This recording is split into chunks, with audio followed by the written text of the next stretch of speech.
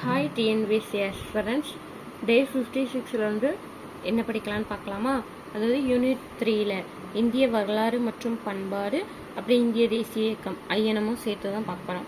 சிந்து சமவெளி நாகரிகம் யூனிட் 3ல் சிந்து சமவெளி நாகரிகம் வந்து டே 56ல் படிக்கப்படும். 6th ஸ்டாண்டர்டில் வந்து அது வந்து ஸ்கூல் புக்கில் எந்த லெசன்லாம் கவர் ஆகுதுன்னு பார்ப்போமா?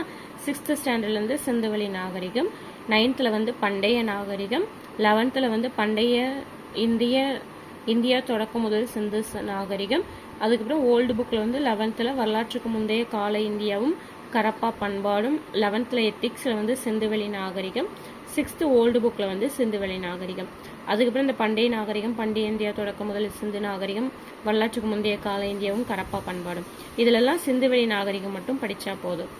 அதுக்கப்புறம் இதோட சேர்த்து குப்தர்களும் படிச்சுக்கோங்க. குப்தர்கள் வந்து 6th வந்து பேரரசின் காலம், குப்தர் வர்த்தனர், அதுக்கப்புறம் 11th வந்து குப்தர்கள், அப்புறம் ஓல்டு புக்கு 6th வந்து இந்தியா மௌரியருக்கு பின்னர் அந்த லெசனும், எத்திக்ஸில் வந்து 12th வந்து இந்திய பண்பாட்டிற்கு பேரரசுகளின் கோடை, ஓல்டு புக்கில் வந்து 11th குப்த பேரரசு. இந்த குப்தர்களும் சிந்துவெளி நாகரிகமும் ஸ்கூல் புக்கில் உள்ள அந்த லெசன்ஸ் எல்லாம் கவர் பண்ணிக்கோங்க டே 56ல்.